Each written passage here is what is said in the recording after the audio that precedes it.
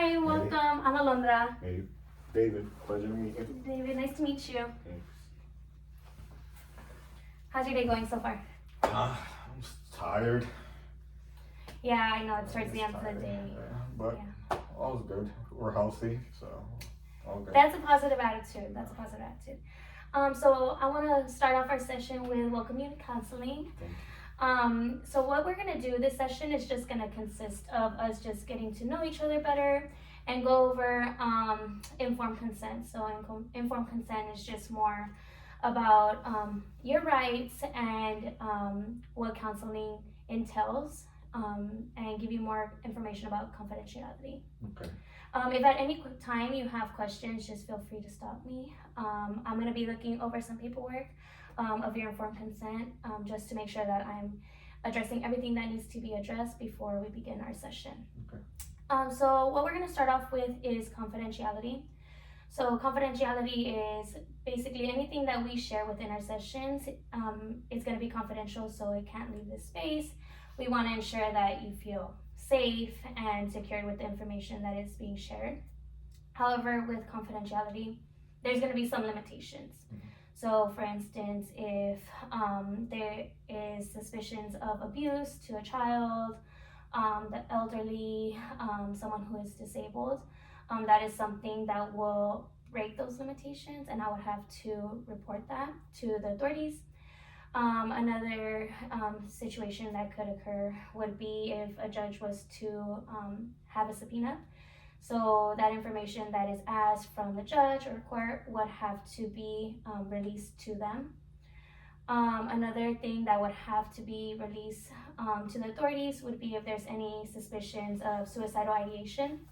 So for instance, if you're causing harm to yourself, or if there's suspicions of being harmful to others, that would also have to break confidentiality.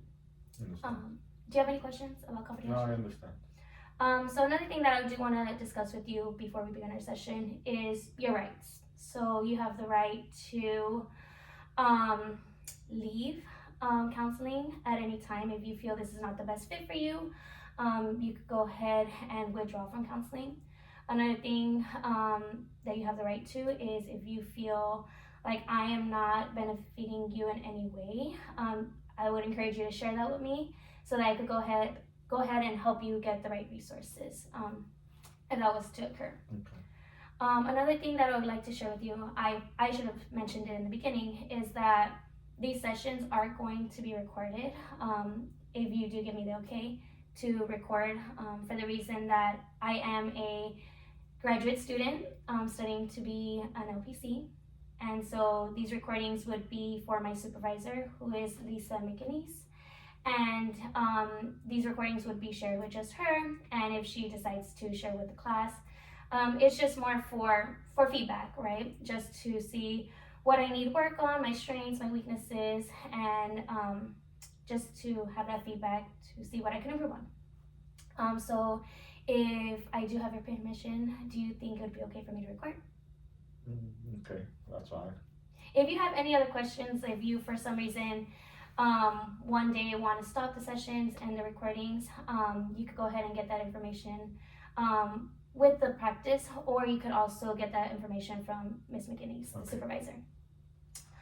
So another thing that I want to touch point with before we begin is also the purpose of counseling, right? So counselors are here to help guide if for whatever reason, whatever you want to come in with and share at that given moment, you have the right to do so, right? Whatever you want. Don't feel obligated to share something that you don't feel comfortable with. We want to ensure that this is a safe space, and I want to provide you with the best guidance and resources and support that I can. My form of counseling is everything's going to be at your pace. So if you feel uncomfortable sharing something at some point, please feel free and tell me, I don't want to talk about that right now. That's completely okay. If you one day want to talk about one thing and the next session you want to talk about something else, totally fine. So it is your journey, and whatever you want to make out of it, I want to provide you with the best support and resources. Do you have any other questions regarding confidentiality? No, everything was pretty much self-explanatory. Okay, perfect. If not, you will get a copy of the informed consent. Okay. If you ever do want copies or documents of your files, you could go ahead and contact the practice, and they'll go ahead and give that to you. Sounds good. So before we start our session, I want this session to be more about getting to know each other, and getting to know more about the client. And if you have any questions wanting to know more about myself, this is a session to do it, because counseling does involve two, right? We want to build that relationship and create a comfortable and safe environment that you are willing to share. Okay. So tell me more about yourself. Well,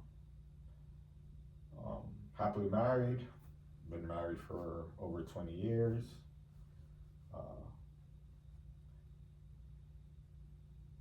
Generally lived a happy life. This is my first time in counseling.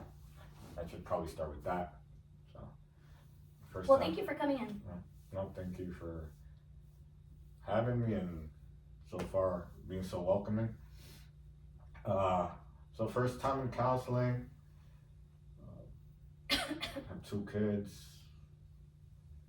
One is a sophomore in college, and the other is the youngest is a senior in high school, so she'll be leaving home soon as well.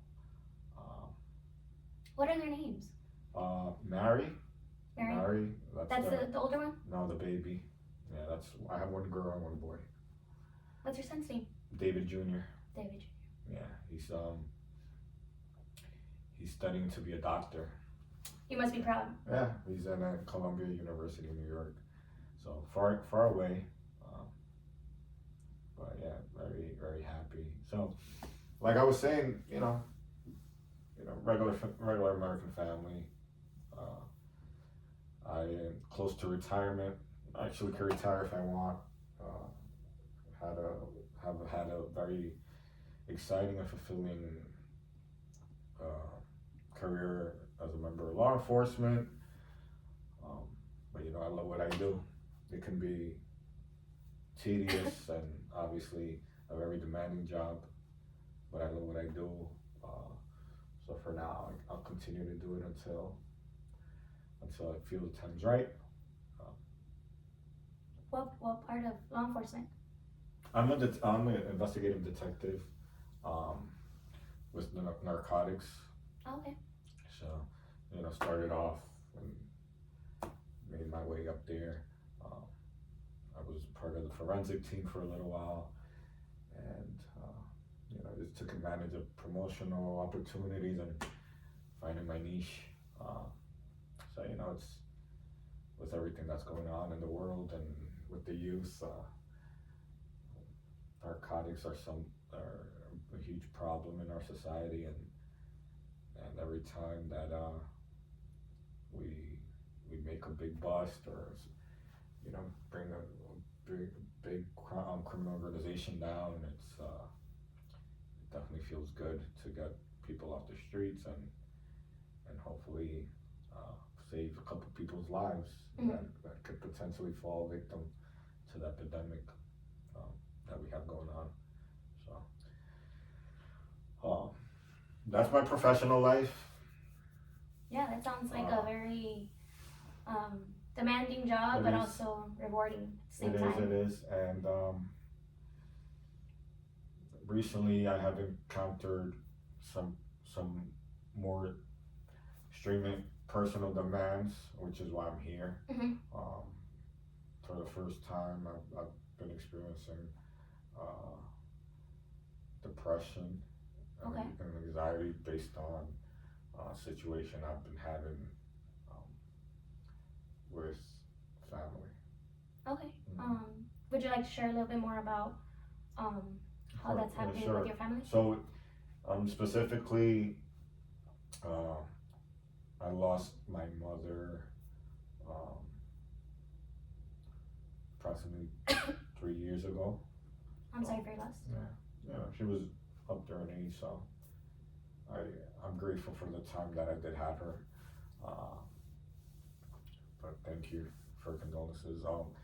So was her dying wish that I take care of my dad. My dad's still living. Okay. He's in his mid 80s. So ever since she passed, you know, we sold the house. He came in to live with me and my wife and kids, just so he wouldn't be alone. You know, I'm an only child. Mm-hmm. Um, so my mom made me promise to her on her deathbed that I would take care of my father and that I would never abandon him or specifically never, you know, put him in a home, an elderly home or nothing. You know, we were raised that we really don't believe in that. You know, we're very tight-knit family. So that was a promise I made to her. But recently, my dad's health has deteriorated, and he has onset dementia, and it's deteriorating very rapidly. So the demands it's putting on the stresses it's putting on the family, specifically me. Since I am their only child, I can't really share that load with siblings or anyone else. It's become very demanding, and like I already explained, I already have a demanding job. So it's just creating a big conflict for me, and I just feel bad about the entire situation. Yeah, that sounds really stressful with your job and then your kids and your wife and then now this and the fact that you're an only child. That sounds even more difficult. How would you describe, is it affecting your family, or would you necessarily it's affecting just yourself? Yeah, I see it more.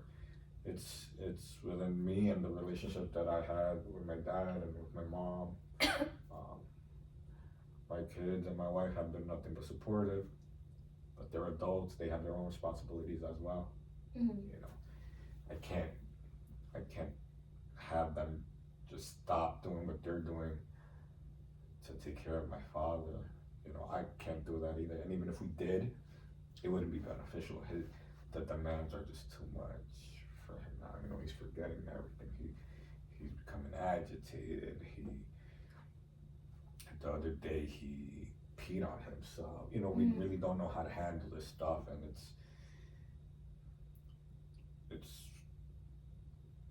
I feel inadequate.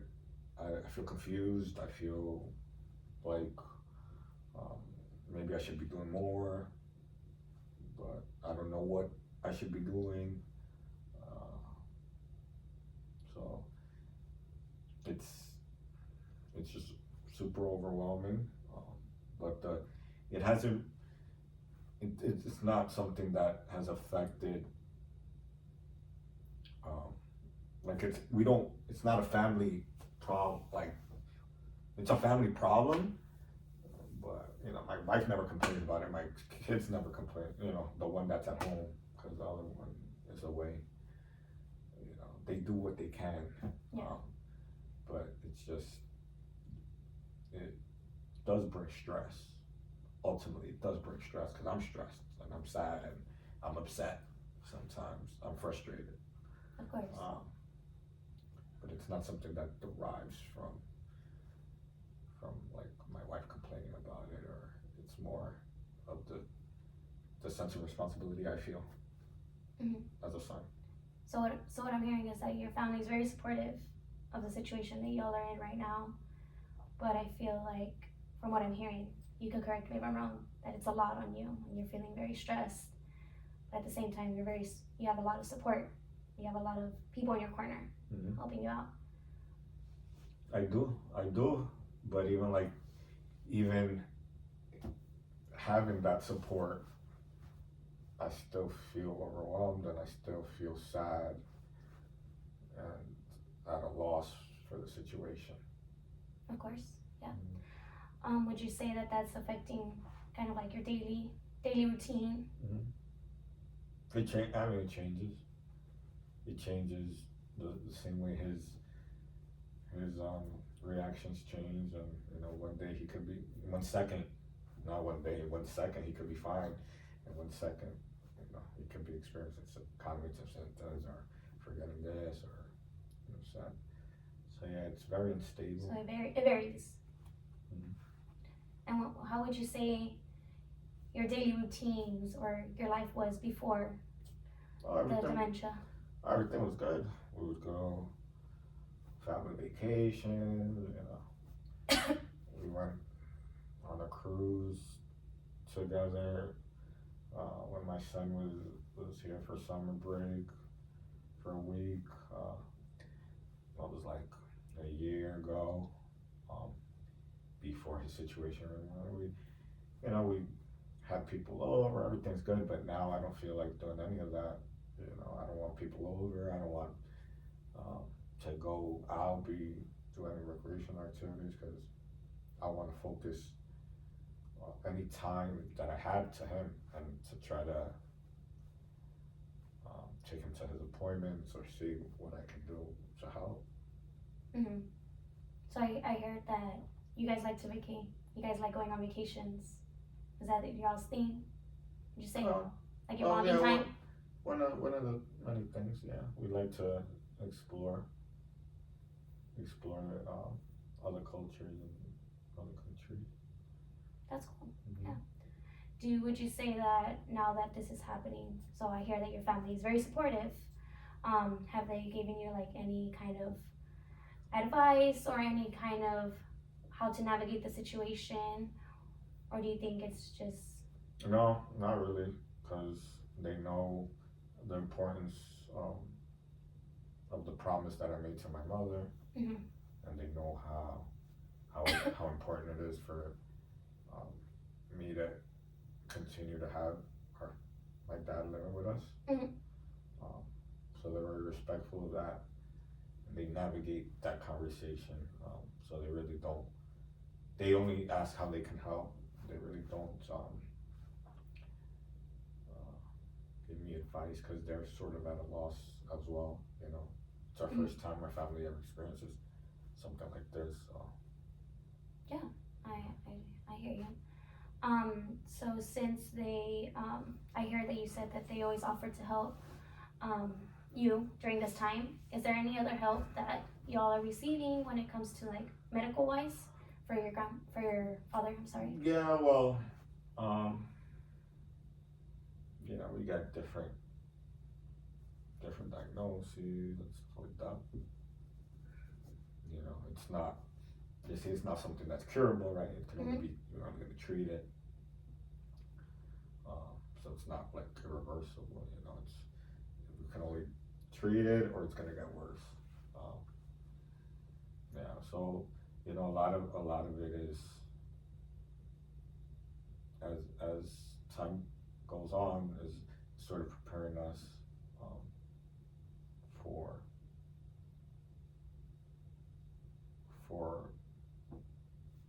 more diminished capabilities and needing more help to do things, and his health deteriorating more. Actually, one of the reasons I'm here is because one of the resources was to come to counseling. So this is, I was referred here from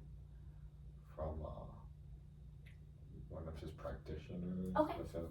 They had like a family support system deal for like people who are newly engaged in this situation. So yeah, counseling was sort of one of the ways they felt that that could alleviate some of the things that I'm dealing with now. And other things would be like, home or hospice care and stuff like that, which I don't want to even consider right now. Yeah, of course. It feels, from what I'm hearing, it sounds like you want your father, I'm sorry, to stay with you, and you feel that that's the most comfort, and the fact that you promised your mother that you would never take that step. Is that correct? It is. And I heard that you said that you were referred by one of the practitioners to enter counseling. So what would be your overall goal from counseling? Well, one would be to stop feeling, this way. Um, have more of a positive outlook on the situation, on what's going on, ways I can uh, be more supported without feeling this way, and just things I can do better while dealing with this health concerns and the toll it's taken on me personally. So I don't let it overlap to my other relationships or my relationships at home, my relationships at work, with my friends, with my other the rest of my extended family, and just have a better outlook on things and overall be more hopeful. Of course, of course. Could you specify exactly what feelings Well, are you currently feeling during? I feel depression. I guess I'm not diagnosed with it, but I just feel helpless sometimes. Um, Would you say it comes and goes? yeah, it comes and goes. Yeah. Sometimes I never experienced not wanting to get up to work, and now I'm starting to feel that. Yeah. So, and when you do feel those feelings, do you have outlets, or how would you express how you cope with it? Not right now. Right now, I don't have anything. Uh, like I said, I just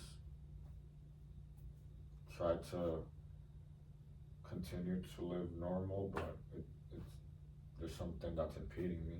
Um, so all the things that I used to like to do, I don't like to do anymore. So, from what I'm hearing, is that it's something that when you feel the depression, it's just something kind of you just brush off and just go about your day, but you still feel that. I try my best. I try my best to brush it off, but I know it's there. Yeah. Like I feel. For sure, for sure. I liked how you mentioned your hobbies. What are some of your hobbies that you don't do anymore? Well, I used to like hiking. Uh, I used to like I mentioned earlier, having people over. You know, get on the grill, entertain, um, go to sporting events, travel, like I mentioned earlier. But I don't feel like doing any of that anymore. I heard that you mentioned hiking. Where do you like to hike? Oh, I'm open to anything. I used to um, serve in the military, so Oh, thank you for your service. thank you for your support. So that was part of we used to get paid to be out in the woods. We used to get paid to. So any new area, new adventure, new trail that I have never seen.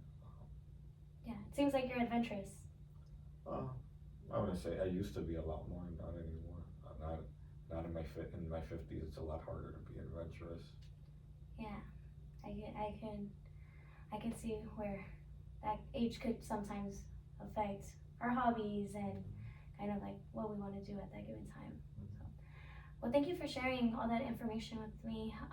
As our time comes to an end during our session, I'm just gonna go ahead and touch some key points with you before our session closes and make you more aware of what's to come within our following sessions. So before our session ends, usually every session I like to assign some homework so that when we come back to our next session, we have some touch points to talk about, and then we could go ahead and continue with our session and know where we left off on. But if for some reason during that next session you choose to talk about something else that occurred or what you're feeling in that moment, please feel free and just mention that you would like to talk about that today, so that we could go ahead and pivot. So the homework that I'm gonna assign to you before we end the session is, I noticed that you were talking to me about hobbies that you used to do. And from right now, what I'm seeing is that you haven't really had time for yourself. Would you say that that's pretty accurate? Mm, yeah, or not even interested.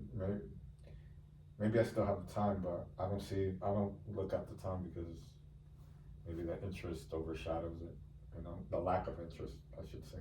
Yeah, and I could also see how sometimes taking care of somebody else can consume so much time. Correct. So with this homework, I want to assign you to do something for yourself. It could be just for 5 minutes, something that you used to like to do, or something, even a new hobby, something that you've been wanting to try to do. So within those 5 minutes, just go ahead and you can either learn a new hobby, do another hobby that you used to enjoy, and take those 5 minutes for yourself. And so when we come back for the next session, I'm gonna go ahead and ask you what did you do within those 5 minutes. So that could be your hikes, or doing something with your wife, your kids, maybe even a phone call to your son. I know you mentioned your son is in college. Mm-hmm. Any little thing that you feel like kind of is something that you wouldn't normally do, just because you're so consumed with time. And so that's what I'm going to ask you when our first session starts, the next session. Okay. So if you have any other questions, if you want to ask them, you can ask them now. Or if you have any other questions within the time frame of our session and our next session, you could go ahead and contact also the clinic as well. Is there any other following questions? No. Do you need me to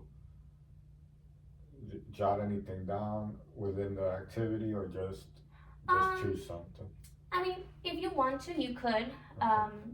For me personally, I'm very forgetful. Okay. So if I was to do something, I would probably forget by the No, next day. it's more. I won't forget. It's just more so like if I needed to, like, I don't know. Like I said, it's my first time in counseling, so Yes, I don't of know if I course. had to like document it or do like a journal thing, or. But it's more so just experiencing it. Yeah, and if you feel like that's gonna benefit you, and that will even give you more time to do something for you, I think it would be beneficial. But it's not something that you're required to do. If you want, you could just be in the moment. If you want to jot notes down, keep track of that, you could do that as well. Okay, I'll try my best. Okay, well, I want to thank you for coming in and taking that step in counseling. Appreciate it. Thank you for having me. Yes, of course. Bye.